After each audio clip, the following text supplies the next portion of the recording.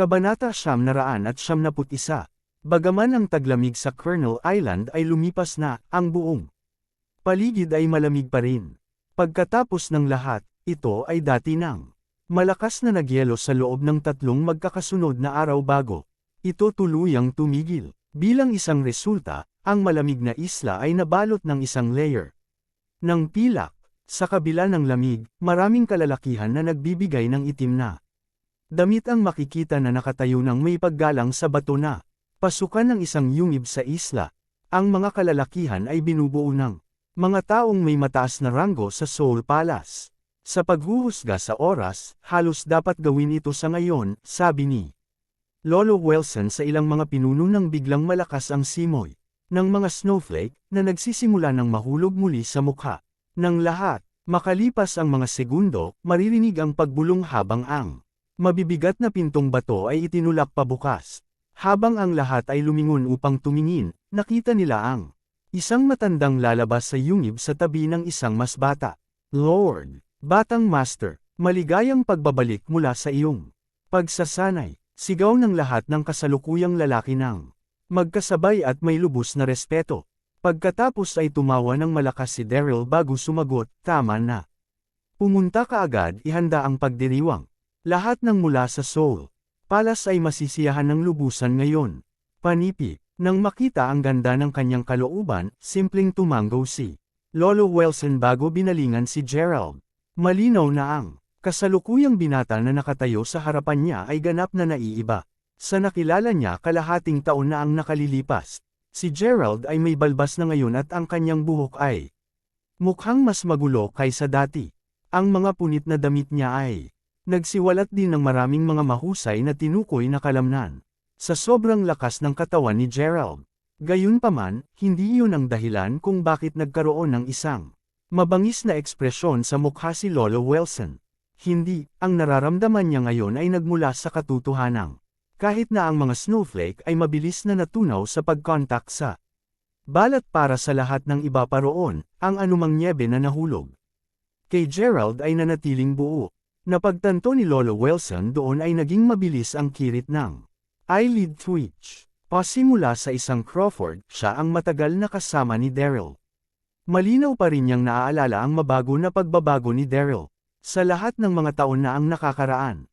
Gayunpaman, ang impresyon na mayroon ngayon kay Lolo Wilson kay Gerald ay iba ang naramdaman mula sa malayong memorya na iyon. Sa kanya, kasalukuyang nagpapalabas ng isang mas malaking kapangyarihan si Gerald kumpara sa Panginoon sa mga nakaraang taon. Ang mga mata ni Gerald, lalo na, ay sumasalamin kung gaano siya kalakas, marangal, at kalmado bilang isang tao. Gayunpaman, sa kaibahan, sabay silang nagpapahiwatig ng pare-pareho ang pagnanasa ng dugo din. Habang naramdaman ni Lolo Wilson na may ginhawa sa kanyang gulugod, si Daryl mismo ay dahan-dahang tinapik ang balikat ni Gerald habang sinabi, tumungo ka na lang doon kapag tapos ka nang maglinis ng sarili, Gerald. Sige, sagot ni Gerald habang tumango bago umalis upang linisin ang sarili. Papunta sa banyo, sinumang pinuno ng Soul Palace na kanyang nilakad ay luluhod at binati siya. Pagkabukas ng pinto sa malaking banyo, agad na sinalubong ng mainit na singaw si Gerald. Sa loob, mahigit sa 10 kababaihan, kapwa bata at matanda, ang makikita na dumalo sa kanilang mga gawain sa gilid. Isinara ang kanyang mga mata, iniunat ni Gerald ang magkabilang braso na hinimok ang ilan sa mga kababaihan na lumapit sa kanya. At simulang masahihin ang kanyang balikat. Ang iba ay naging abala rin, pinapayat ang kanyang buhok at binigyan siya ng isang karapat-dapat na mag-ahit. Kung gaano ang pagkalalaki ni Gerald, wala sa mga kababaihan ang maaaring magpigil sa pamumula. Sa sandaling malinis na siya, ang mga kababaihan pagkatapos ay pinatuyo ang katawan ni Gerald ng mga hairdryer bago ay slide ang isang bathrobe sa kanya. Ang suit na tinanong mo ay handa na, Batang Panginoon. Nahihiyang sabi ng isa sa mga kababaihan. Ayos lang, you may leave now, sagot ni Gerald na medyo mahinang sabi. Matapos ang pag-upo, natagpuan ni Gerald ang kanyang sarili na umiiwas ng mahabang buntong hininga. Dumaan siya sa matinding sakit sa nakaraang kalahating taon, at pagkatapos ng pagtitiis sa lahat ng iyon, ang kanyang paghihirap ay maaaring wakasan sa ngayon. Habang inaayos niya ang kanyang kurbata, biglang narinig ni Gerald ang isang banayad at banayad na boses sa likuran niya na nagsasabing, payagan akong tulungan ka, batang Panginoon.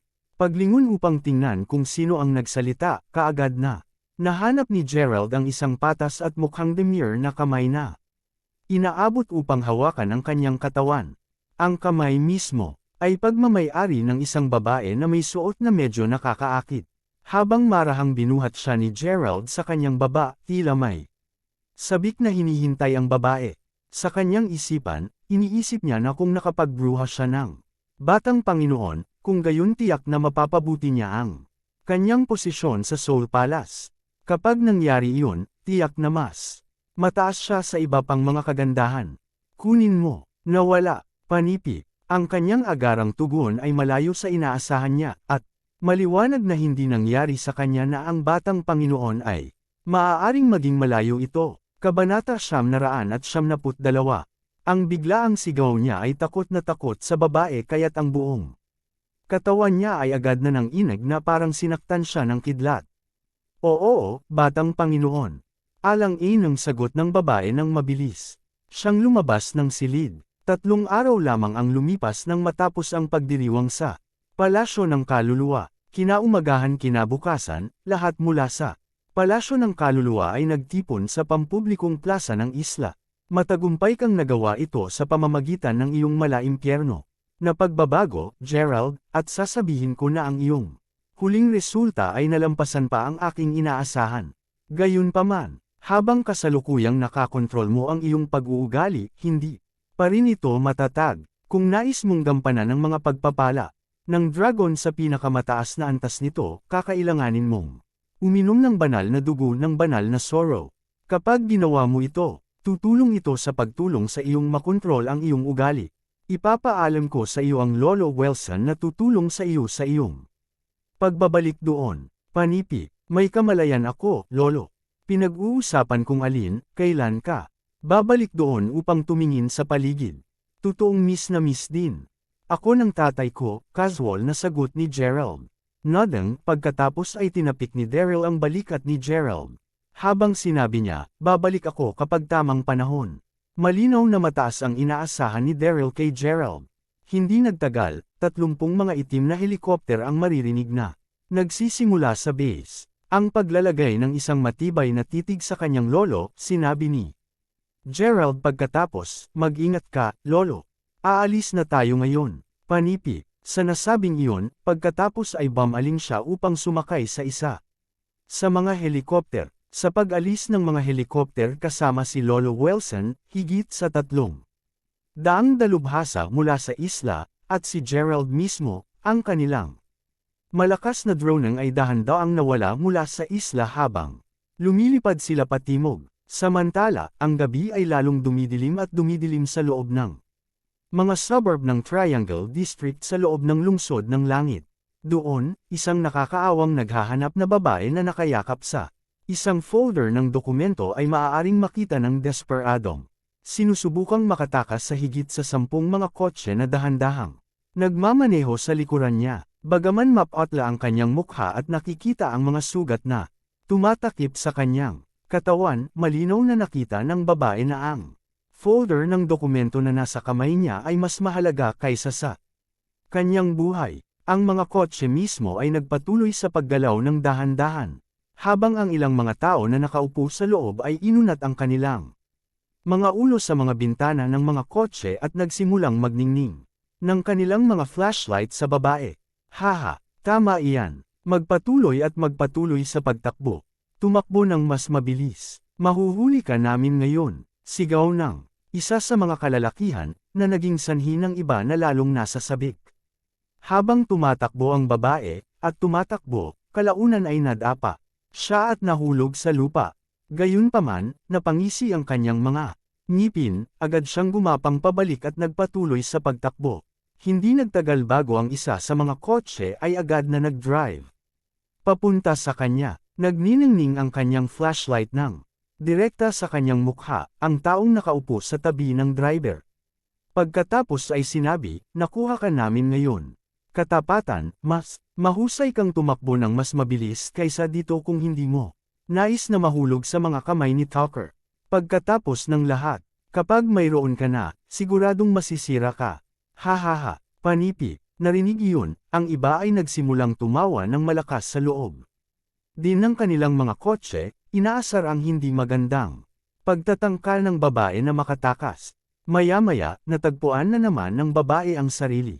Gayunpaman, naabot na niya ang kanyang hangganan at hindi na niya nagawang mawala sa lupa. Alam na, sinubukan agad ng babae na pilasin ang nilalaman ng folder ng dokumento bukod sa hangarin na lunukan ng anumang mga strap na kaya niya upang hindi sila makuha. Ikaw ina-asterisk at sting asong babae. Sa tingin mo ba talaga hindi ka namin papatayin? Angungal ni Tucker Westmore mismo nang tumalon. Siya mula sa kanyang sasakyan kasama ang ilan pang mga tauhan niya. Hindi nagtagal para siya ay brutal na mapunta ang isang sampal sa kanyang pisngi, na naging sanhi ng paghulog ng babae ng folder ng dokumento sa kanyang estado ng pagkahilo. Pinupulot ito, pagkatapos ay biniro si Tucker, sayang para sa isang kagandahang tulad mo na mamatay lamang tulad nito. Ibalik mo siya. Masisiyahan ako sa aking sarili kasama siya ngayong gabi. Lahat, kayo ay makakapagpalit sa kanya kapag tapos na ako.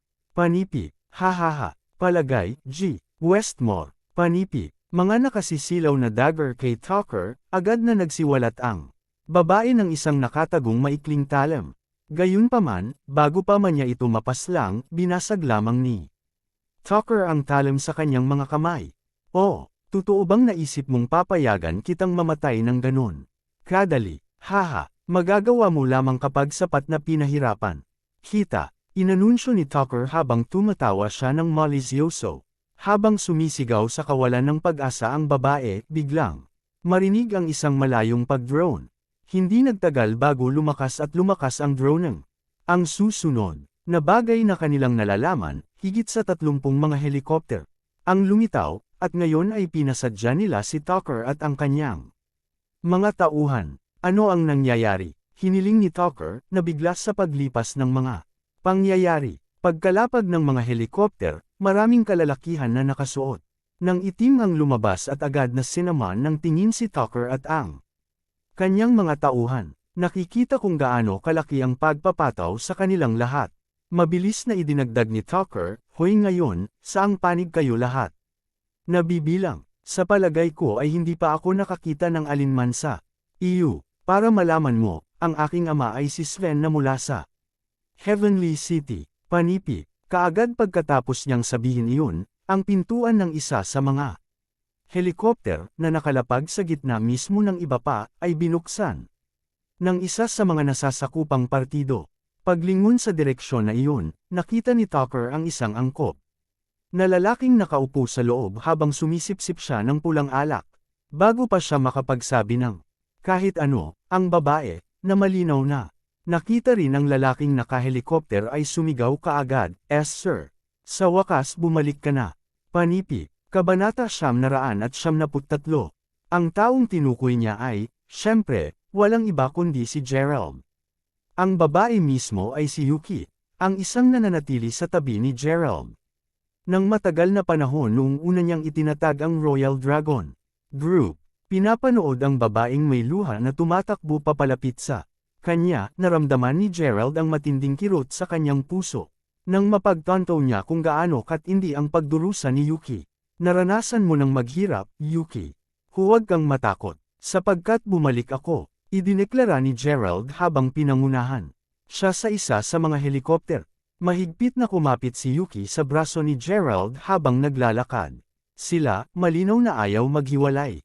Pagkatapos ng lahat, hinahangad niya si Gerald mula sa takip silim hanggang madaling araw mula pa. Noong araw na umalis siya, kalahating taon na ang nakalilipas. Gayunpaman, ano ang kakaibang pakiramdam na ito na namumuhay sa loob niya nang muling makasama si Gerald. Pansamantalang inalag ang iniisip, alam ni Yuki na may mga mas seryosong usapin pa na dadalhin muna. Inilahad ang folder ng dokumento kay Gerald, sinabi niya, bumalik Si Sven, Ginoo. Bilang isang resulta, Drake, Tyson, G. Whistler, lahat sila ay nakuha. Pati si Lucy at marami pang iba ay dinala niya. Tulad ng kung hindi ito sapat, nakuha pa niya ang marami sa aming mga pag-aari. Ang mga nasa folder ng dokumento na ito ay ang pangwakas na pag-aari na naiwan namin. Panipi, nang makita kung gaano siya desperadong sinubukan upang protektahan ang mga pag-aari, pinahid ni Gerald ang isang luha sa gilid ng kanyang mata habang siya ay sumagot, kanina ko pa sinabi kay Lolo Wilson na siyasatin ang insidente kaya alam ko na ang karamihan sa mga detalye. Kasalanan ko ang pagkawala sa inyong lahat ng higit sa kalahating taon. F***sick. Kaya ang boss ni Tyson.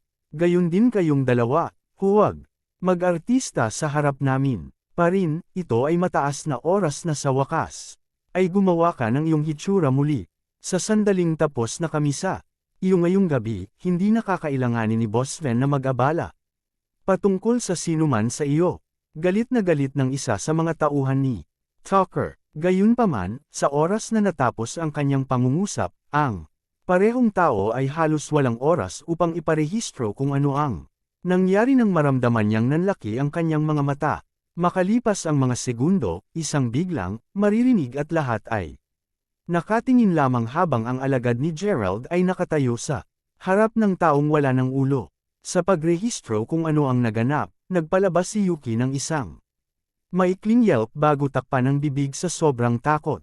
Si Tucker mismo ay lalong lamaking takot at balisa rin. Malinaw na, ngayon na ang pangkat ng mga taong nakatayo sa harap niya ngayon ay hindi lamang nakakatakot, ngunit mayroon din silang mahusay nakasanayan sa martial art upang magbot. Mabilis na pagkaunawa na wala siyang pagkakataon laban sa kanila. Sinabi agad ni Tucker, Mr. Crawford, tila may ilang hindi pagkakaunawaan sa pagitan namin. Iminumungkahi kong ibalik namin ang aking ama upang makausap mo siya ng personal. Kung, sa bagay, ginagawa ko lang ang lahat ng ito alinsunod sa kanyang mga order. Ang pagpatay sa akin ay walang silbi. Kaya paano ito? Dapat ko bang tawagan ang aking ama? Panipi, nang wala siyang nakuhang tugon, sumiksik ang takot ni Tucker at agad na lumuhad ang balisa na lalaki.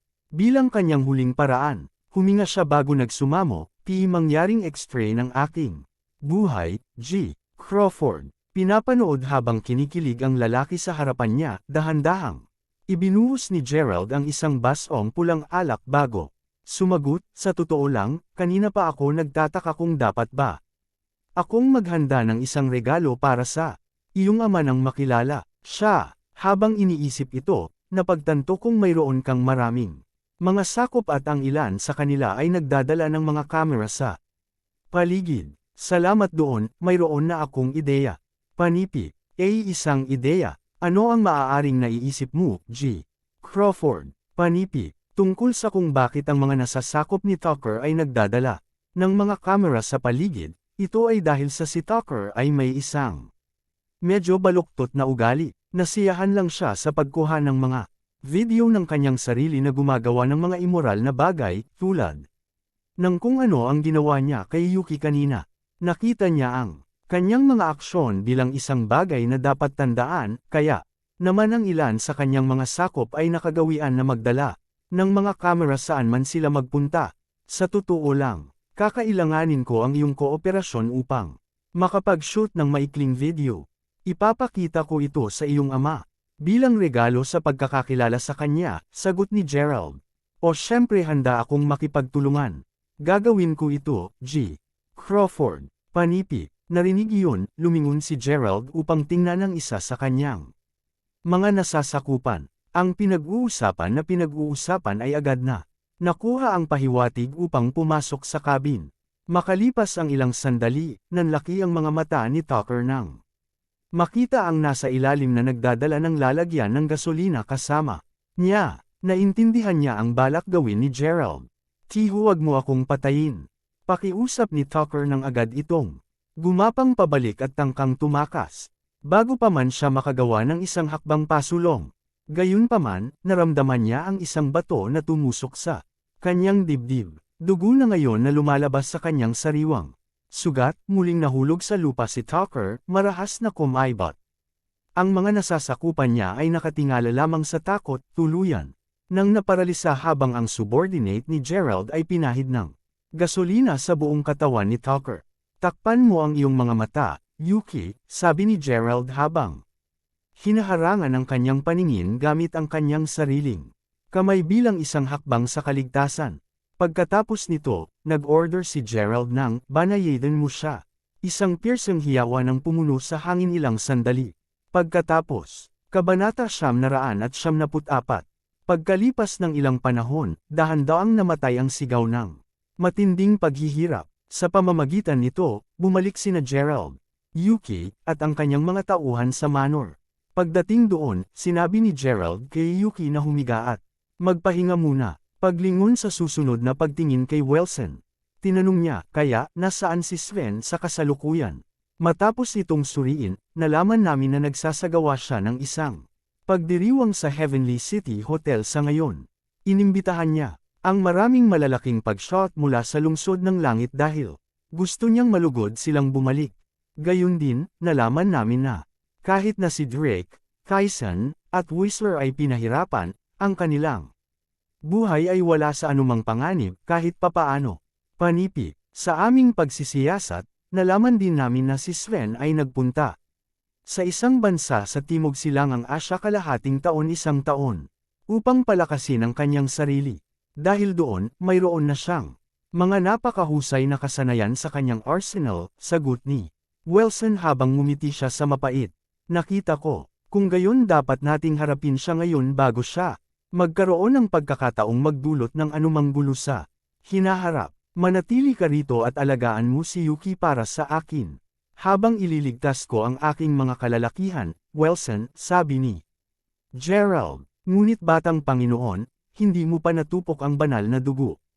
Tuldok, tuldok, tuldok, sa iyong pag-uugali na kasalukuyang hindi matatag, natatakot ako na mayroong isang magandang dahilan kung bakit parang nababahala.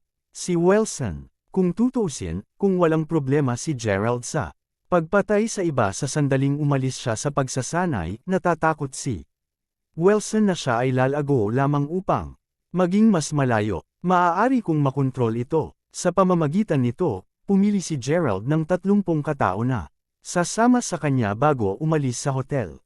Samantala, sa mismong hotel, ang biglaang paglamig ay maramdaman habang ang gabi ay lalong dumilim. Sa kabila ng malungkot na pakiramdam, biglang sumigaw ang boses ng isang babae, bakit ka pa rin tumatakbo? Sinusubukan ka ni nanay na hanapin ka kahit saan. Sa pagbabalik ni Boss Sven ngayon, at sa kamakailang kakila-kilabot na kaganapan sa Heavenly City, makabubuting mag-ingat ka. Panipi, ang may-ari ng tinig ay isang medyo mayaman at nakakaakit na mukhang babae na mukhang nasa 24. Ang kanyang tono lamang ay iminungkahi din na siya, sa isang paraan, isang kagandahang intelektual. Tungkol naman sa ibang batang babae na kausap niya, tila siya ay medyo mas bata, sa edad na 20. Kahit na, siya ay pantay. Kasing kaakit-akit tulad ng mas matandang babae. Pareho silang nakatayo sa pasukan ng hotel, at napagtanto kung gaano sila malakas, agad na inayos ng matandang babae ang kanyang buhok bago sinabi, ngayon sumama ka na at pumasok na tayo sa loob. Mabuti, sa totoo lang, mauna ka muna. Lumabas ako dito sa unang lugar upang kumuha ng sariwang hangin, alam mo ba? Babalik ako doon sa medyo, sagot ng nakababatang babae. Panipi tuldok tuldok tuldok. O sige, ngunit mas mabuti kung hindi ka magsisinungaling sa akin. Ay pangako mo sa akin na magtungo ka ulit sa sandaling mas maayos ang pakiramdam mo, okay? Sabi ng babae sa medyo balisa na tono bago tuluyang umalis. Ito ay maliwanag, gayunpaman, na ang batang babae ay hindi masyadong masigasig na bumalik sa loob. Pagyuko sa lupa, pumili siya ng ilang mga bato bago itapon ang mga ito sa buong lugar, isa-isa. Maya-maya ay nagsawa, nagpout siya bago hinayla pabalik sa hotel. Pagdating sa lobby, laking gulat ng dalaga nang makita ang isang pangkat ng mga kalalakihan na lumalabas sa tila isang lihim na daanan mula sa likod ng isang salamin sa dingding. Tulad ng kung hindi sapat ang pagkabigla, ang pakiramdam na iyon ay naging isang cocktail ng takot, sorpresa, at kagalakan sa sandaling nakita niya. Kung sino ang namumuno sa mga kalalakihan. Ha, hindi ba, Panipi, halos kalahating taon na mula nang huli siyang makilala, kaya't sabik na sabik ang batang babae na batiin ang kanilang pinuno. Gayunpaman, bago niya ito nagawa, isang malakas na boses ang nagsabi, "Ano ang ginagawa ninyong lahat dito?" Ang boses ay nagmula sa isa sa mga tanod ni Sven na nakadestino sa pasukan ng hotel. Salamat sa kakaibang komento ng dalaga, siya at maraming iba pang mga bantay ni Sven ay nahuli ang mga nakalusot. Nakalalakihan sa kanilang kilos, at sila ngayon ay ganap na napapaligiran. Sa halip na isang verbal na tugon, ang mga kalalakihan mula sa kalabang grupo ay pinili na mabilis na dumulas patungo sa bawat isa. Sa kasalukuyang mga bantay ni Sven. Sa bilis ng breakneck, marami ang mga pag-snap ang naririnig habang ang mga bantay ni Sven ay nahuhulog sa lupa, ang lahat ng kanilang mga ulo ay nakakiling sa mga hindi magandang anggulo. Nakikita ang lahat ng mga patay na gwardya na may sirang leeg. Isang waiter, na nagkataong nasa lobby, ay agad na nagpalabas ng isang takot na takot. Ang batang babae mismo ay namumutla nang makita ang napakaraming mga bangkay. Sa kanyang sobrang pagkabigla, agad siyang nagsimulang tumakbo sa hagdan upang humingi ng kaligtasan. Nang makita ng takot na babae ang isang miyembro ng pamilya, mabilis na sinabi ng mas matandang babae, "Ayan ka. Bilasan mo na, at umupo ka na." Panipi. Kasunod nito, nagbuntong hininga ang matandang babae bago idinagdag, sa pagbabalik ni Boss Sven sa wakas, malalaking pagbabago ang kailangang mangyari sa makalangit na lungsod. Dahil doon, kailangan naming yawaws na kunin ang anumang pagkakataon na magpapakita mismo. Dahil ikaw at ang iyong kapatid na babae ang humabol sa akin, pareho kayong lubos na maganda. Dahil dito, mangyaring maging sa iyong pinakamahusay na pag-uugali sa sandaling dumating si G. Tucker. Sino ang nakakaalam, ang isa sa iyo ay maaaring magwakas sa kanya.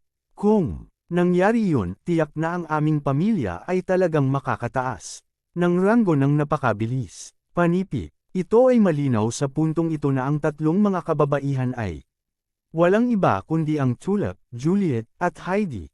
Dahil si Juliet ay naging mas matanda kumpara sa taong naging kalahating taon na ang nakakaraan, medyo madali niyang nahuli na may isang bagay na hindi tama sa kalagayan ng kanyang nakababatang kapatid. Nag-aalala, tinanong niya pagkatapos, "Ano ang mali, Tulip?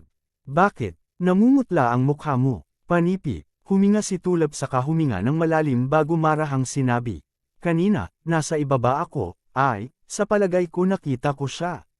"Siya?" tanong ni Heidi. Sa sobrang pagkaing ng kanyang isipan, kaagad na nagkaroon si Juliet ng kutob ng sinalubong ng kanyang kapatid. Sa pakiramdam na bumilis ang tibok ng kanyang puso, idinagdag pa ni Juliet, "Sino ang eksaktong nakita mo, Tulip?" Sa wakas ay hindi mapigilan ang kanyang luha, si Tulip ay nanginginig sa takot habang sumisigaw, "Siya na!"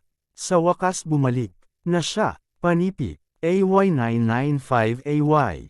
Para sa pag-ibig ng Diyos, bigyan kami ng isang pangalan. Sagot ni Juliet na ngayon ay sobrang kinakabahan. "Nakilala ko si Gerald." Bulalas ni Tulip. "Ano?" Sumagot kapwa Heidi at Juliet habang nanlaki ang kanilang mga mata. "Kaya paano kung nakilala mo siya? Bakit ka takot?" tanong ni Heidi. Panipi. Tuldok. "Bi kasi." Gayunpaman, bago pa makapagsalita si Tulip ng isa pang salita, si Sven, ang tagapag-ayos ng kaganapan ngayong gabi, ay umakyat sa mataas na entablado bago sabihin, "Huwag kang manahimik sa isang maikling sandali, mga kababaihan at Ginoo." Pagtaas ng kamay upang senadoryasan ang lahat na manahimik. Tumahimik ang buong bulwagan. Sa wakas ay bumalik ako ngayon, mga kababaihan at Ginoo. Una, pahintulutan akong ipahayag ang aking pasasalamat dahil sa kabila ng aking kalahating taong kawalan, napakarami sa inyo pa rin ang pumili upang ipakita ang inyong suporta sa pamamagitan ng pagdalo sa party na ito. Sa oras na wala ako, maraming mga bagay ang nangyari. Sa kabutihang palad, ang lahat ay sa wakas natapos na. Sa isa pang tala, ang teritoryo ng Sven Westmore Group ay dumobol ngayon sa laki kumpara sa kalahating taon na ang nakakalipas. Inaasahan kong magpapatuloy kayong lahat na ipahiram sa akin ang inyong suporta mula rito, inihayag ni Sven. Bagaman ang kanyang tono ay parang palakaibigan, ang kanyang masamang tingin ay hindi nagmungkahi ng iba. Walang sino man sa loob ng bulwagan ang naglakas loob na tumingin sa kanya sa mata.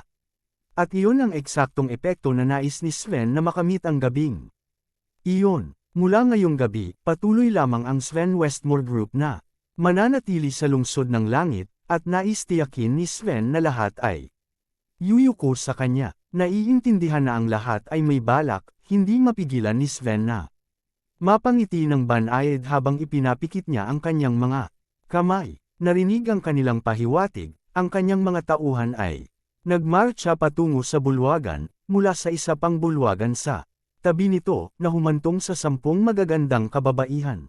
Nakasama nila, manalo ka, tulad ng nakikita mo, ito ang mga babaeng tagapaglingkod na nagtatrabaho sa ilalim ni G. Crawford mula sa Royal Dragon Group. Lahat ng mga ito ay tiyak na kaakit-akit. Haha, gayunpaman, sa palagay ko hindi ko magagawang pahalagahan nang maayos ang mga ito. Dahil doon, auctionin ko silang lahat. Ngayong gabi, ay bid ang lahat ng gusto mo para sa alinmang mga kababaihan na gusto mo. Inanunsyo ni Sven habang pinakakawala ng tawa. Napakamalupit.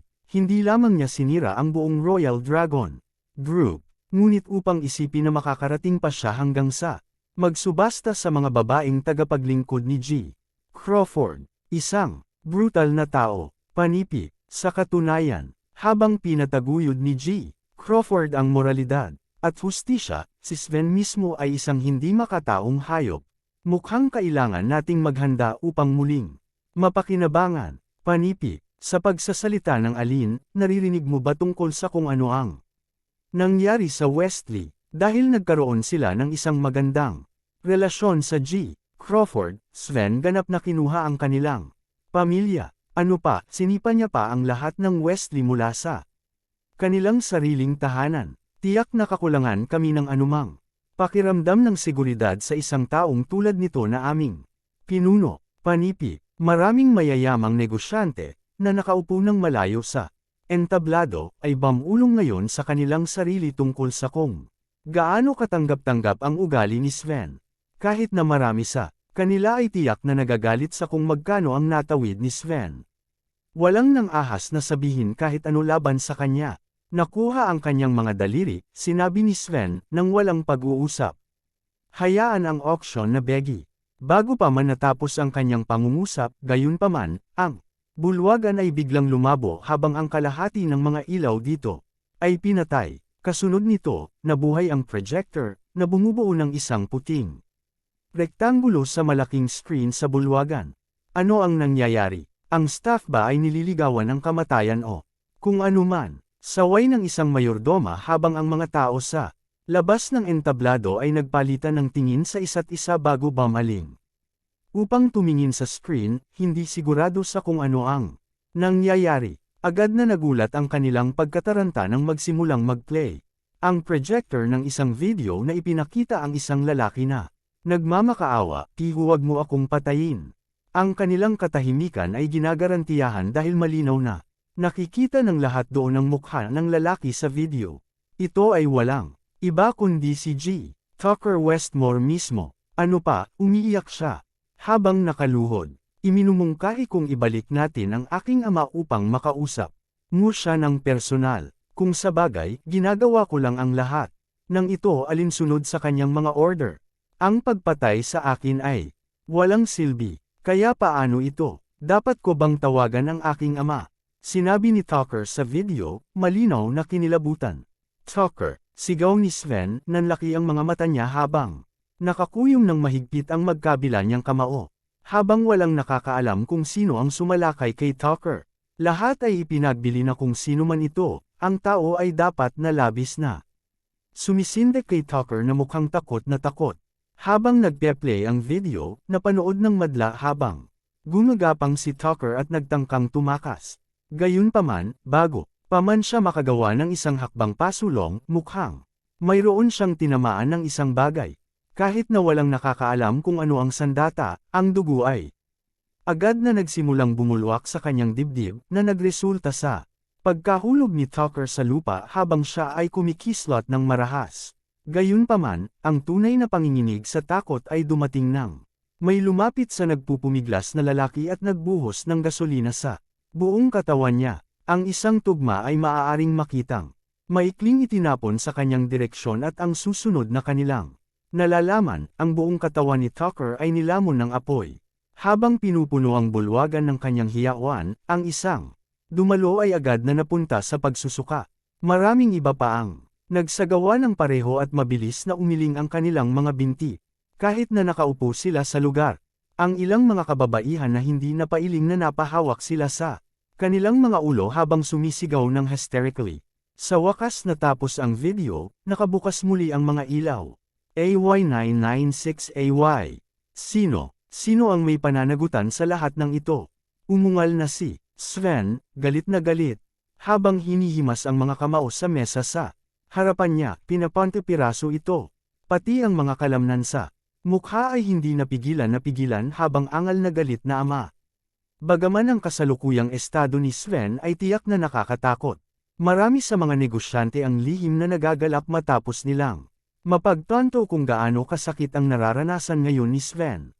Ano ang nag-ikot, umikot, at oras na natanggap ni Sven ang parusa na nararapat sa kanya. Ang mag-ina ng Yawl at ang kanilang mga anak mismo ay nagtutuon malapit sa bawat isa sa takot. Nako, May, hindi ko inaasahan na ito ay magiging buhay na buhay. Dito, malakas na sabi ng isang boses nang bumukas ang malalaking pintuan ng hall, sa paglingon ng lahat kung sino ang may lakas ng loob na sabihin. Iyon, gulat na gulat silang lahat nang makita si Gerald na papasok sa bulwagan kasama ang isang pangkat ng mga kalalakihan. Bagaman nagtataka pa rin, ilan sa mga maimpluwensyang puwersa sa bulwagan ay agad na tumayo at sumuko sa awtoridad ni Gerald habang sabay silang sumisigaw, Mr. Crawford, panipi, tuldok, Gerald, ungol ni Juliet habang nakatingin sa kanya na nakatulala. Sa mukha, bumilis ang tibok ng puso niya nang maalala ang huling pagkakakilala sa kanya 6 na buwan na ang nakakaraan. Noon, inihayag ni Gerald na ang kanyang totoong pagkatao ay ang boss ng Royal Dragon Group. Iyon ay naging isang labis na nakakahiyang sandali para sa kanya. Tulad ng kung hindi sapat iyon, hindi man lang siya umimik sa kanya nang makuha ang kanyang mga kamay sa hari ng ginseng. Dahil dito, nagalit siya kay Gerald, at lihim na nalugod sa sandaling nalaman na nawala si Gerald. Pagkatapos ng lahat, ang taong nagdala sa kanya ng labis na pagdurusa ay sa wakas ay wala sa larawan. Gayunpaman, sinabi sa kanya ni Tulip na sa wakas ay bumalik siya bago pa magsimula ang video, at si Juliet ay kinabahan mula sa sandaling iyon. Ngayong alam na niya na talaga siyang bumalik, napuno siya ng mga masalimuot na damdamin habang pinagmamasdan niya kung gaano kaiba ang kilos at hitsura ni Gerald mula sa kalahati ng 1 taon. Ikaw ba ang Crawford mula sa Royal Dragon Group? Tila bata ka pa. Manalangin sabihin, ikaw ba ang may pananagutan sa pagkamatay ng aking anak na lalaki? Ungol ni Sven habang kumakabog ng ngipin. Habang nakatingin siya kay Gerald gamit ang mga mata na namumula sa pagpatay, pinayuko lamang ni Gerald bago sumagot. Bingo! Narinig iyon, ang nagbabadyang aura ni Sven ay tila lumalakas. Habang umuungal, kung ganyan, paano ka maglakas loob dito? Mabuti, kung gayon. Aayusin namin ang lahat ng aming mga pagkagalit ngayon. Pahirapan kita ng husto kung ito ang huli kong ginagawa. Panipi, nang matapos na ang kanyang pangungusap, inunat niya ang magkabilang braso niya at hinimas ng husto ang kanyang kalamnan na sumabog ang shirt niya.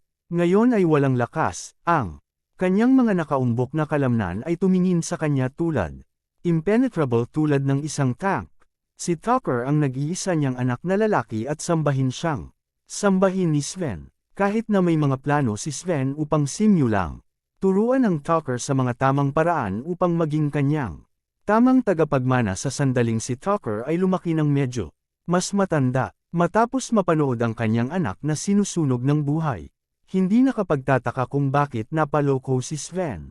Ngayon ay, mukhang isang kumpletong baliw, ang dakila na tao ay sumugod kay Gerald na may nakakagulat na kabiles. Lumayo ka sa kanila, bilasan mo, panipi, nawala ng tuluyan sa pag-iisip si Sven. Mag-ingat na huwag, mahuli sa kanilang labanan baka hindi ka masaktan. Panipi, napuno ng mga hiyawan ang bulwagan, binabalaan ang lahat na umatras sa mga sulok at gilid ng silid. Sa oras na ang bawat isa ay nasa isang ligtas na distansya na malayo. Sa dalawang lalaki, agad na nanlaki ang kanilang mga mata, habang iginugoy ni Sven ang kanyang kamao kay Gerald. Habang tiyak na may isang malakas na banggaan, hindi yun ang dahilan kung bakit lahat ay nakatingin na may matulala na mga mukha sa kanilang mga mukha. Hindi, lahat sila ay nabulabog ng katotohanang casual na hinawakan ni Gerald ang kamao ni Sven bago pa ito makalapag.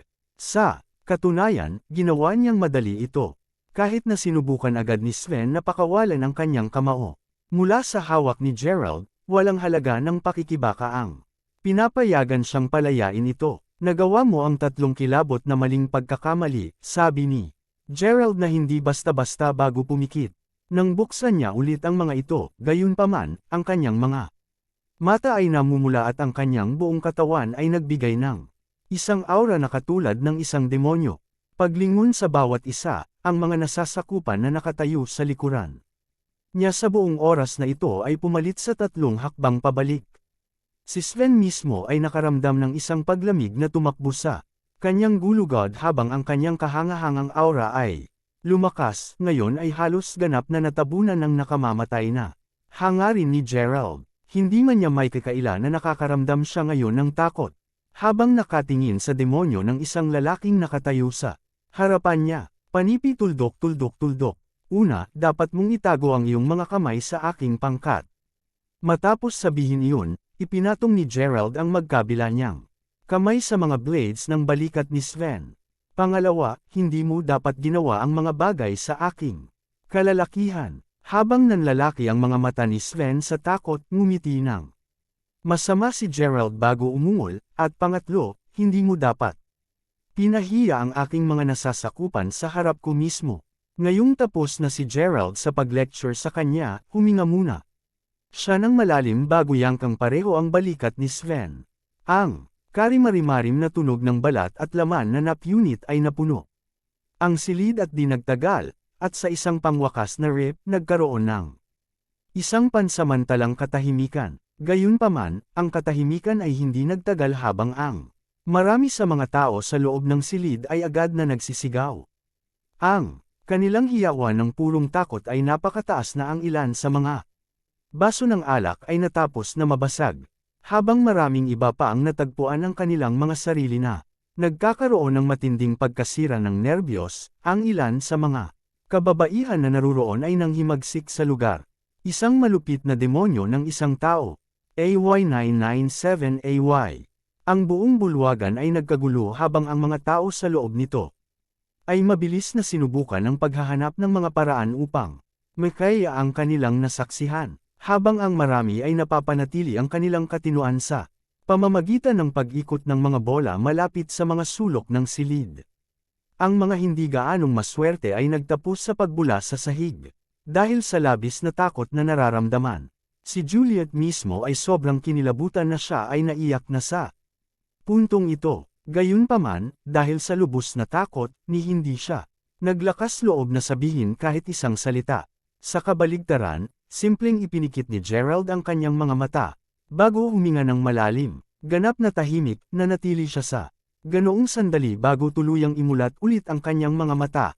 Noon, nawala na ang nakakakilabot na pamumulan ng kanyang mga mata. Dahan-dahan na lumalakad hanggang sa form ng mayordoma bago tinanong niya, saan mo nilok ang aking mga kasama? Sa halip na magbigay ng tugon, gayunpaman, ang mayordoma ay agad na nagsimulang kilabot ng masigla bago tuluyang magsuka ng dugo at mahulog sa sahig. Kahit na ang katawan ng mayordoma ay nagpatuloy sa paggalaw ng maikling sandali, sa huli, tumigil siya sa paggalaw ng mabuti. Dahil sa kadalubhasaan sa medisina ni Gerald, nasabi niya na ang Butler ay dapat na takot na ang lahat ng kanyang dugo ay umakyat sa kanyang utak na naging sanhi ng pagkalagot ng kanyang mga daluyan ng dugo doon. Sa madaling salita, ang mayordoma ay patay na sa utak. Tumingin sa sariwang bangkay sa kanyang mga paa, simpleng. Lumingon si Gerald upang harapin ang nasa ilalim na nakatayo sa likuran niya bago mag-order, pumunta ka para sa kanila.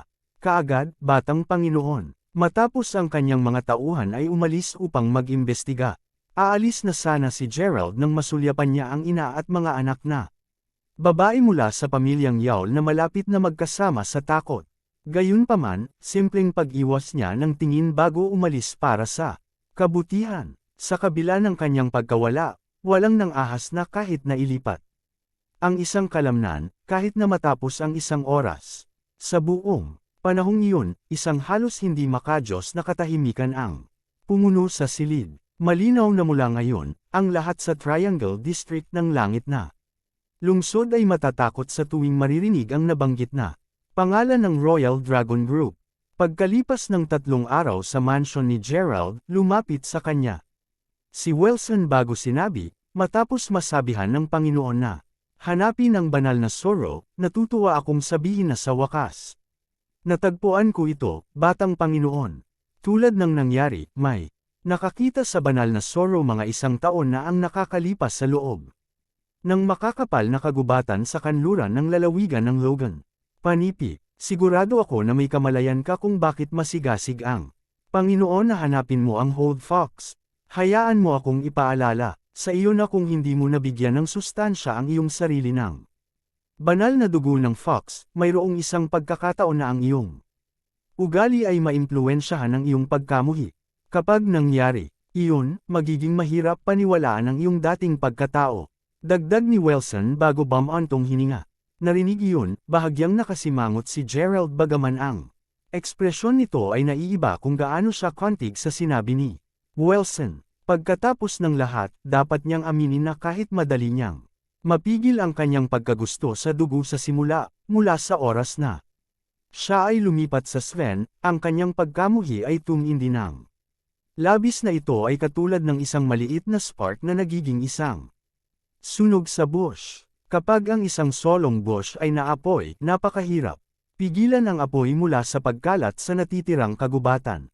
Sa madaling salita, alam ni Gerald na maaaring mawalan siya ng kontrol sa sarili dahil sa labis na pagkamuhi. Dahil nalutas niya ang isyo sa ganoong Kabangas noong isang araw. Isang malapit na hindi mapigilan na pagnanasa na pumatay ay patuloy na nanatili sa paligid ni Gerald sa buong nagdaang 3 araw. Nakukuha ko kung saan nagmula ang pareho sa iyo, Wilson. Ayokong magtapos din maging isang makina ng pagpatay. Maayos. Ihatid ang aking utos sa iba na papunta kami sa kanluran ng lalawigan ng Logan kaagad upang maghanap ng banal na Zorro, utos ni Gerald. Kaagad, batang Panginoon. Matapos maibigay ang kanyang order, tumayo si Gerald at naglakad papunta sa isang bintana kung saan nakalagay ang isang palayok na bulaklak na may sariwang bulaklak. Habang marahang hinawakan ang isa sa mga talulot ng bulaklak, ungol niya sa sarili. Kung hindi ako nagkakamali, ang pamilyang Moldel na itinatag ng Court ay matatagpuan sa lalawigan ng Logan. Habang iniisip ni Gerald ang posibilidad ng paghihiganti kay Court, pagdating niya sa lalawigan ng Logan, humigpit ng konti ang kanyang kapit. Sa sandaling iyon, ang lahat ng mga bulaklak sa loob ng palayok na iyon ay agad na nalanta. Si Wilson ay nanunood ng nangyari ang insidente, at naramdaman niyang kumikibot ang mga talukap ng mata niya. Tulad ng inaasahan, tama para sa pag-aalala ng Panginoon tungkol sa batang Panginoon. Ang pagbabago ng kamangha-mangha ay napabuti ang lakas ng batang Panginoon, at mula sa kung ano ang maalala ni Wilson, ang batang Panginoon ay talagang mas malakas pa kaysa sa Panginoon. Sa lahat ng mga taon na ang nakalilipas nang natapos lamang ng Panginoon ang kanyang sariling pagbabago. Alam din ng matanda na kung hindi nag-alala ang Panginoon tungkol kay Gerald na mahulog sa imoralidad, hindi niya sasabihin kay Wilson na sundin ang batang Panginoon sa paligid. Mayroong isang bagay na nais kong sabihin, kahit na hindi ako Sigurado kung dapat ko bang sabihin ito, Batang Panginoon. Ituloy mo, Wilson. Sa gayon, maaaring kailanganin natin ng ilang araw upang hanapin ang banal na sorrow. Dahil dito, natatakot ako na magkaroon ng isang pagkakataon na makontrol ka ng iyong panloob na demonyo kung hindi mo mapigilan ng maayos ang iyong sarili. Kita nyo, nang ang Panginoon mismo ay natututo ng mga biyaya ng dragon noon. Nakakita siya ng solusyon upang mamagitan ang kanyang pagkagusto sa dugo. Iniisip ko kung gusto mo bang subukan, sabi ni Wilson. Anong uri ng solusyon? Kabanata 978. Bueno, noon, ang Panginoon mismo ay nababagabag ng kanyang mga panloob na demonyo. Bilang isang resulta, naghanap siya ng mataas at mababa ng isang paraan upang mas makontrol ang kanyang ugali. Pagkatapos ng lahat, lubos niyang nalalaman na hanggang madali at husay niyang mapamahalaan ang mga pagpapala ng dragon, hindi niya magagawang tunay na makamit ang katayuan ng isang alamat. Nagsimula siya sa pamamagitan ng pagbisita sa maraming mga monghe at iba pang mga relihiyoso. Lihim na nagtungo ang Ginoo sa Weston din upang maghanap para sa ilang mga kilalang Panginoon. Sa pag-asang makakakuha siya ng higit pang pananaw sa kanyang isyu. Gayunpaman, hindi ganoon katagal matapos magsimula ang kanyang paghahanap ng isang araw, natapos ang pagpatay ng Panginoon sa isang tao dahil lang sa sinabi ng isang tao na mali.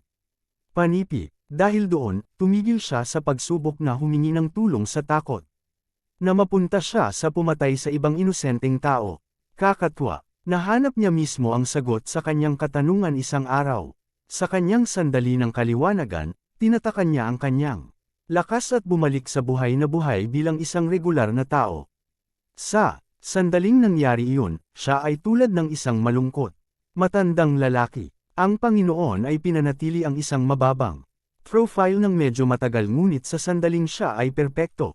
Ang kanyang mga kasanayan, sinira niya muli ang selyo, at mula noon ay alam na niya na siya ay talagang naging isa sa mga alamat. Panipi, dahil ang ganitong paraan ng paggawa ng mga bagay ay mangangailangan ng napakataas na resolusyon, hindi ito eksakto para sa lahat. Gayunpaman, dahil namuhay ka sa mahirap na buhay noon at ikaw ay isang tunay na mabait na tao, sa palagay ko dapat mo itong subukan, paliwanag ni Wilson. Narinig iyon, tumango si Gerald ng bahagya bago sumagot. Bueno, tinuruan ako ni Lolo ng isang pamamaraan upang maisil ang aking lakas. Gagawin ko ito. Pagkatapos ng lahat, susubukan ko ang aking makakaya upang lumayo sa mga pagtatalo at pag-aaway dahil wala pa ako ng banal na dugo. Bukod sa pamamagitan ng pagsilang ng lahat ng kapangyarihan na iyon, dapat kong mapamahalaan ang aking lakas ng mas madali. Sa anumang swerte, makakapasok din ako sa mga mahiwagang lugar ng mga alamat. Panipi, salamat sa mungkahi, Wilson. Dagdag ni Gerald habang nakangiti. Nang matapos na ang kanyang pangungusap, gayunpaman, may kumatok mula sa pintuan. Matapos makakuha ng pahintulot mula kay Gerald upang pumasok, agad na sumugod si Yuki bago sinabi. Sir, ano ang nangyayari, Yuki? Ako, narinig ko na aalis ka ulit. Totoo ba yun? Tanong ni Yuki. Talaga nga, sagot ni Gerald na may banayad ng ngiti. Nakita ko, maaari ko bang malaman kahit saan ka pupunta? Tanong ulit ni Yuki habang medyo nanluha ang mga mata. Mula sa pagkakataong nakilala niya si Gerald at binigyan ng pahintulot na umalis kasama ang iba pang mga maid, ibinigay ni Yuki ang buong puso niya kay Gerald. Mahal na miss ko siya sa buong kalahating taong kawalan niya, at ngayong siya ay bumalik, nahirapan siyang tanggapin na aalis na lamang siya sa lalong madaling panahon. Pupunta ako sa Logan Province. Sagot ni Gerald. Ang lalawigan ng Logan. Sa sandaling marinig iyon ni Yuki, iniwas niya ang tingin ng isang segundo habang medyo hindi mapakali ang magkabila niyang kamay. Habang nagtataka ang dalawang lalaki kung bakit ang dalawang salitang iyon ay labis na naayos sa kanya, huminga ng malalim si Yuki bago sinabi, maaari ba akong payagan na sumama, Ginoo? Ayoko na sanang iwan ka. Panipi, hindi mo kaya Yuki, kakailanganin niyang maglakbay ng hiwalay sa amin upang makarating doon. Ano pa, kung ang isang kagandahang tulad mo ay mananatili sa tabi niya, maaari mong Maakit ang pansin ng mga kontrabida na karakter. Bilang isang resulta, maaaring kailanganin niyang alisin ang takip ng kanyang lakas upang may save ka, na sanhi upang masayang ang buong pagsisikap. Alin ang dahilan kung bakit bawal kang sumama? Sagot ni Wilson habang umiling. Aba, kailanman kailangan mo pa ring muling magkita, hindi ba? Kapag nangyari iyon, kailangan ng isang tao sa tabi ni Sir upang alagaan siya ng mabuti. Walang pagkakasala, ngunit maaari ka bang maging mas matino at maalalahanin kaysa sa isang babae, Mr. Freed? Sagot ni Yuki. Si Wilson ay walang imik matapos marinig iyon. Maya-maya, simpleng umiling lang siya bago tumawa ng mapait. Sa palagay ko ang sinabi mo ay may katuturan. Gayunpaman, kung sasama ka, kailangan mong sundin kami. Hindi ka pinapayagan na abalahin ang pagsisikap ng batang Panginoon na tahimik na disiplinahin ang kanyang sarili. Kung tatanggi kang sumang-ayon sa ganoon, kung gayon hindi ka makakasama, sabi ng matanda. Ako, sumasang-ayon ako, sagot ni Yuki habang ngumiti siya ng malapad.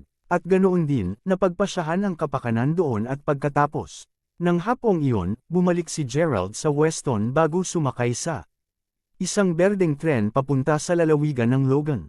Ang paglalakbay mismo ay tumagal ng 2 buong araw, at sa wakas ay lumabas si Gerald ng tren sa umaga ng 3 araw. Sa pakiramdam na nagugutom, nagtungo si Gerald sa isang maliit na restoran na itinayo sa tabi ng istasyon ng tren.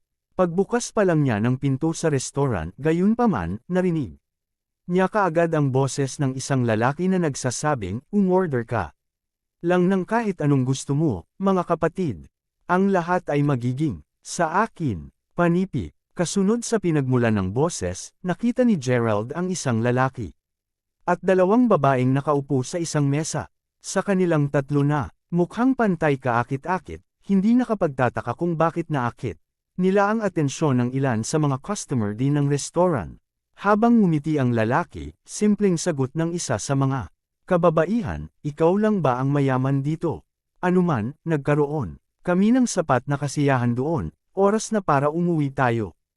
Kung hindi man, baka mapag-alitan tayo o maparusahan pa. Panipi, iyon ay sapat na. Bumalik na rin tayo rito pagkatapos ng lahat ng kasiyahan na, tama, sabi ng ibang babae habang siya rin, ngumiti. Sabihin mo ate, tumingin doon. Iyon ang binata na umupo sa tabi namin sa tren kanina, di ba? Sabi ng parehong babae habang nakaturo sa lalaking nakatayo sa may pintuan.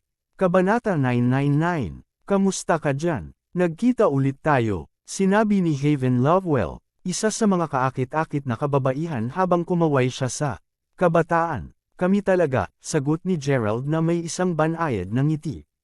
Habang isinara niya ang pinto sa likuran niya, ang paglalagay ng kanyang bagahe sa isang espesyal na itinalagang lugar para sa mga turista, pagkatapos ay nagtungo si Gerald sa isang walang laman na mesa na nagkataon sa tabi ng Havens. Pagkaupo ni Gerald, idinagdag pa ni Haven, naaalala mo ba ang maliit nating pag-uusap sa tren kanina? Napakalugod na nais kong tanungin ka pa para sa iyong numero ng linya sa ilang mga punto. Gayunpaman, hindi ko inaasahan na makakasalubong ulit tayo sa lalong madaling panahon. Sa palagay ko ang aming pagpupulong ay dapat na nakasulat sa mga bituin. Panipi, tama na, Haven. Pumunta siya rito upang kumain, kaya huwag mo na siyang guluhin pa, sabi ni Zereni, ang nakatatandang kapatid ni Haven, habang marahang tinapakan ang paa ni Haven. Pinapaalalahanan na magalang siya. Tama siya, Haven. Bakit mo pa siya tinanong para sa kanyang line number? Dagdag ni Quintin. Narinig iyon, simpleng umiling si Gerald bago ngumiti ng pilit. Tulad ng sinabi ni Haven, nauna nang bumangga ni Gerald ang 3 magkakapatid na Lovewell habang nasa tren pa sila. Sa oras na iyon, ang magkakapatid na Lovewell ay nakaupo mismo sa tapat ni Gerald. Gayunpaman, si Quintin ay hindi nasisiyahan sa kanyang upuan sa gilid ng bintana mula ng matanda na magmukhang 80 ang edad na nakaupo sa tabi ni Gerald ay isang nakaganyak sa kanya. Ang matanda mismo ay natutulog na nakasandal ang kanyang ulo sa bintana sa buong bahagi ng kanilang paglalakbay, at Hindi kinaya ni Quintin na tumingin pa sa natutulog niyang mukha. Nang mas matagal, bilang resulta, hiniling ni Quintin kay Gerald na palitan siya ng pwesto. Kahit na sa una ay walang problema si Gerald dito, itinapon ni Quintin ang $100 kay Gerald habang nagtatanong kung siya ay naging medyo mas magaling at magalang. Magpapalitan pa rin si Gerald ng mga upuan sa kanya. Gayunpaman, mula sa sandaling ihulog ang $100, tuluyan ng hindi pinansin ni Gerald ang kahilingan ni Quintin. Kung hindi pa umakyat si Haven upang payuhan si Quintin, tiyak na nagsimula siyang makipag-away kay Gerald. Maya-maya pa, si Haven mismo ang nagsimulang makipag-chat kay Gerald. Dahil ang napakaraming paglalakbay ni Gerald sa nakaraang taon, hindi na siya ang parehong tao na alam lamang ang tungkol sa Seren County at Mayberry City. Dahil sa kanyang malawak na kaalaman sa maraming iba markang pivoty ibang mga lugar, sa lalong madaling panahon natagpuan ni Haven ang kanyang sarili na nabighani siya. Si Sereni naman ay hindi kailanman umimik kay Gerald. Dahil siya ang pinakamatanda sa tatlong tao, siya ay medyo malamig at mas malayo sa pangkalahatan. Iyon ang naging buod ng kanilang pakikipag-ugnay pabalik sa tren. So, saan ka pupunta sa susunod? Dumating ka ba sa lalawigan ng Logan upang mag-aral o magtrabaho? Nagtataka na tanong ni Haven. Dito lang ako para maglakbay. Nakangiting sagot ni Gerald. Oh, kung naglalakbay ka sa paligid dito, inirerekomenda kong pumunta ka sa isang lugar na tinatawag na Balbrick Manor. Maraming mga nakakatawang bagay na dapat gawin doon, mula sa golf hanggang sa racing ng kabayo. Panipi, Haven, hindi lahat ay maaaring pumunta doon.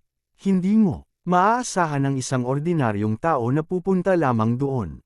Anuman, bilasan mo lang kumain ka na, sabi ni Sereni na malinaw na medyo hindi gustuhin si Gerald. Kung hindi pa halata, lahat silang tatlo ay nagbahagi ng isang hindi pangkaraniwang background, dahil ipinanganak na may malaking pagmamataas at kagandahan. Si Sereni ang hindi gaanong makatutuhanang sa kanilang tatlo sa kabila ng pagiging panganay. Siya ay simpleng nasanay na nakikipagkito lamang sa mga prestihiyosong tao. Bilang isang resulta, tumingin siya sa mga normal na tao tulad ni Gerald. Kay Sereni, ang mga ganoong tao ay walang karapatang makipagkaibigan sa kanya. Okay, sagot ni Haven, na wala nang sinabi. Sa pamamagitan nito, umorder si Gerald ng isang plato ng pritong bigas na may itlog dito. Pagdating ng kanyang pagkain, kaagad siyang nagsimulang kumain ng marahan. Habang kumakain siya, napagtanto niya na ang mga Lovewell ay hindi talaga kumakain batay sa kanilang in-order. Maya-maya pa, lahat silang tatlo ay bumangon upang kunin ang kanilang bagahe. Gayunpaman, bago sila umalis, palakol na bumalik si Haven sa tagiliran ni Gerald bago bamulong, "Hoy, nakatira ako sa Lovewell Manor sa Logan Province. Kung nakita mo ang oras, lumapit at magsaya ka sa akin. Gayun din, kung sakaling nakalimutan mo, ang aking buong pangalan ay Haven Lovewell." Panipi. Bago pa man makasagot si Gerald, hinailan na ni Sereni si Haven sa braso palabas ng restaurant. Panipi, tuldok. Napakababae niyang babae, ungol ni Gerald sa sarili habang ngumiti sa pagbitiw. Siya, para sa isa, ay wala sa mood upang magkaroon ng anumang uri ng kasiyahan sa kanya. Ngayon na sa wakas ay nakakakuha siya ng isang pagkakataon na huwag pansinin ang lahat ng kanyang nakaraang sama ng loob at pagkagalit sa loob ng ilang araw. Nais ni Gerald na samantalahin ang pagkakataon upang maayos na makapagpahinga. Sa pag-iisip na iyon, sinimulan ni Gerald ang paglibot sa mga lugar ng turista sa lalawigan ng Logan. Bago niya ito nalalaman, dumating ang gabi at ang gabi ay mabilis na papalapit. Napagtanto na kailangan pa niyang maghanap ng isang lugar upang manatili. Si Gerald ay malapit na lamang manghuli sa hotel nang marinig niya ang isang boses na nagsasabing, "Ano ang plano mong gawin?" Ang boses na pambabae ay nagmula sa pasukan ng isang alleyway. Pagkuha ng ilang hakbang pabalik upang tingnan ang madilim na lugar, napagtanto ni Gerald na ang ilang mga lasing na kabataan ay hinayla ang isang babae sa eskinita na humantong lamang sa isang patay. "Ano sa tingin mo? Magkakaroon kami ng kasiyahan kasama mo." Siyempre, ngayon, halika na, sinabi ng isa sa tatlong mga hooligan, na agad na nagsimulang mag-drag sa kanya pababa sa eskina.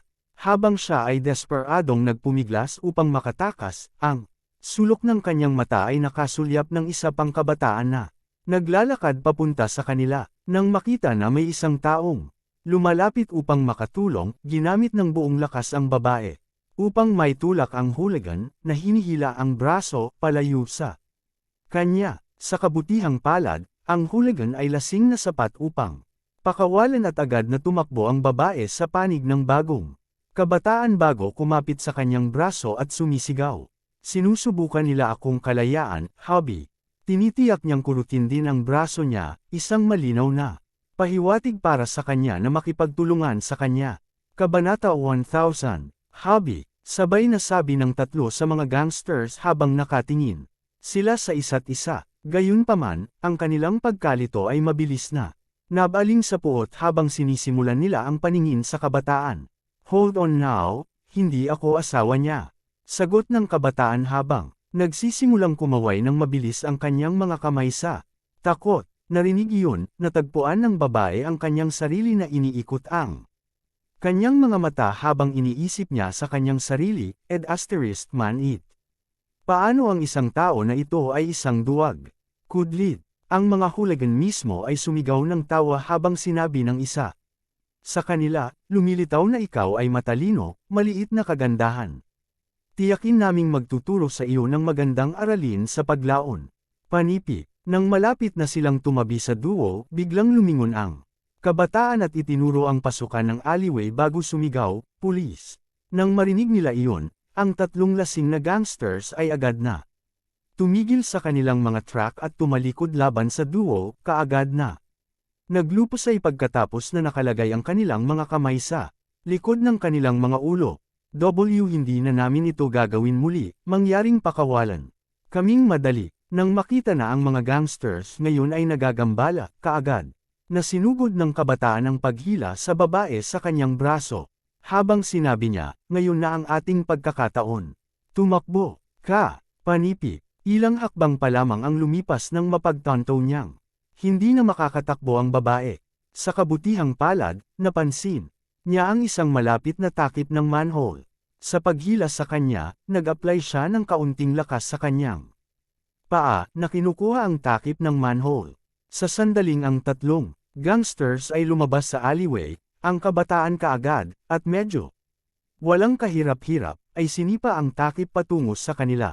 Umiikot sa isang matulin na bilis, ang takip ng manhole ay sumipol sa hangin bago sa wakas ay hinampas ang lahat ng tatlong mga gangsters na nakatayo malapit sa bawat isa. Bilang isang resulta, lahat ng mga gangsters ay nahulog sa lupa. Sa pamamagitan nito, lumingon ang kabataan upang abutin ang babae at ipagpatuloy ang pagtulong sa kanyang pagtakas. Ang babae mismo ay dahan-daang tumatakbo palayo sa eksena noon na nangangahulugang hindi niya nasasaksihan ang kamanghamanghang gawa ng kabataan sa takip ng manhole. Maya-maya, pareho silang nakarating sa isang parke, at sa puntong iyon sinabi lamang ng babae, huminto ka, hindi na ako makakatakbo. Paglingon ng kabataan sa kanya, kitang-kita niya ang babaeng humihinga ng malubha, ang mga kamay ay nakaluhod sa tuhod ng dahan-dahan nitong hininga muli. Naturally, ang pinag-uusapan na kabataan ay si Gerald. Nagpasalamat na ang tanging mulita na kailangan niyang bitbitin ay nasa anyo ng isang satchel, sinamantala ni Gerald ang pagkakataon upang maingat na mapagmasdan ang kagandahan ngayong ligtas na sila. Gayunpaman, dahil ang babaeng nakasuot ng uniforme ay yumuko upang maingga ang hininga, nasulyapan ni Gerald ang kanyang patas na dibdib. Umiwas ng tingin dahil wala siyang ideya kung saan siya titignan. Hindi nagtagal ay napahawak ang babae at mabilis na humawak sa kwelyo niya habang namula siya ng malalim. Matapos ang isang maikling katahimikan, ang babae ay medyo ngumiti ng alanganin bago sabihin, "Salamat sa pag-save sa akin. Doon, kung hindi dahil sa iyo, sino ang nakakaalam kung ano ang magiging akin sa pagtatapos ng ngayong gabi?" "Walang anuman," sagot ni Gerald habang tumango ito sa kanya. Bago tumalikod para umalis, "Hindi matanggap iyon," sinabi ng babae, Humawak ka, Ginoo. Hindi ko pa natapos magsalita. Alam mo, kanina nang tinawag kitang asawa, maaari mo lang itong sumama saglit. Bakit mo ito kailangang diretsyong tanggihan? Panipi, sinasalamin ng kanyang tono ang kanyang bahagyang inis at hindi mahirap hulaan kung bakit. Pagkatapos ng lahat, ang mga kababaihan ay karaniwang partikular na sensitibo sa kung paano sila tingnan ng iba. Ang pagiging isang napakagandang babae mismo, tiyak na inilapat sa kanya ang stereotype na ito. Sa paraang nakikita niya ito, halos takot na takot si Gerald na magpanggap pa na asawa niya ito. Paimpol nitong naramdaman sa kanya ang bahagyang hindi nasisiyahan tungkol sa buong sitwasyon. Mayroon akong kasintahan, bukod, nagawa pa rin kitang isave, nang hindi kinakailangang gayahin bilang asawa mo. Parin, hindi mo ba naiisip yan aw? Panipi, habang ang babae ay nagpaut upang palabasin ang ilan sa kanyang hindi nasisiyahan, siya ay gumawa ng isang hakbang patungo kay Gerald na agad na nagresulta sa isang matinding sakit sa kanyang bukong-bukong. Humihikbi sa sakit, ang babae ay sumigaw, "Na-sprain ko ang bukong-bukong." Umiling siya, pagkatapos ay nag-squat muna si Gerald bago nagtanong, "Nasaan ang sprain?" "Titingnan ko ito ng mabilis." "Hindi na kailangan iyon. May girlfriend ka diba?" "Hindi siya maintindihan," sagot ng babae. "Kung gayon, dito tayo maghihiwalay. Magkaroon ng isang ligtas na biyahe pabalik," sabi ni Gerald habang kaagad niyang dinadala muli ang kanyang bag at naghanda na para umalis. "Hoy, hawakan mo. Hindi mo ba alam kung paano alagaan ang isang babae? At least ipadala ako sa isang ospital." Panipi, napapikit siya, huminga ng malalim si Gerald bago humarap sa babae. Paghanap ng isang bench ng parke, dinala niya siya roon at itinaas ang nakabaluktot na bukong-bukong. Ang babae ay simpleng nakaupo sa pagkabalisa, nagtataka kung ano ang sinusubukan niyang gawin habang nararamdaman niya ang paligid ng paa nito. Sa sandaling natagpuan niya ang lugar na hinahanap niya, pinaikot niya ito ng bahagya at isang basag ang narinig. At tulad nito, gumaling ang bukong-bukong ng babae. "Dapat ay mabuti kang pumunta ngayon. Gayunpaman, dahil dumidilim na, mas mabuti pang umuwi ka sa lalong madaling panahon," sabi ni Gerald na bumangon na, sa wakas ay handa nang umalis. "Hamintay ka sandali," sagot ng babae, pinigilan si Gerald na umalis. Ulit, "Ano ito sa oras na ito? Aba, malaki ang naitulong mo sa akin ngunit hindi pa nga ako nakapagpasalamat ng maayos. Hinahayaan mo akong magamot sa iyo sa hapunan." Hanggang dito na lang muna ang ating kwento. Maraming salamat sa pakikinig. Huwag kalimutan mag-like, share, subscribe at i-comment ang inyong reaksyon sa ating kwento.